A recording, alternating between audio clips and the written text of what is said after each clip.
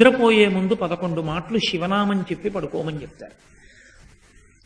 తెల్లవారి నిద్ర లేచేటప్పుడు మీరు పరమశివ భక్తులైనా సరే, మీ కులదేవత పార్వతీ పరమేశ్వరులైనా సరే, శివ అంటూ లేవడాన్ని శాస్త్రం అంగీకరించదు.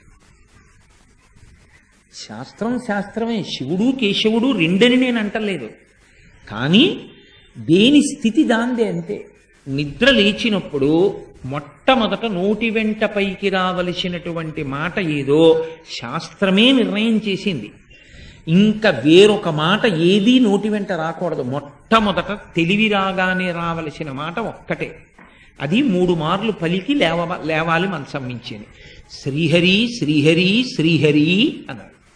3 మాటలు శ్రీహరి అన్న నామం చెప్పి మాత్రమే లేవవలసి ఉంటుంది. అంటే జాగృతి ప్రారంభమైంది. నిద్ర లేచాడంటే రక్షణ చెయ్యవలసినటువంటి వాడు శ్రీ మహావిష్ణువే.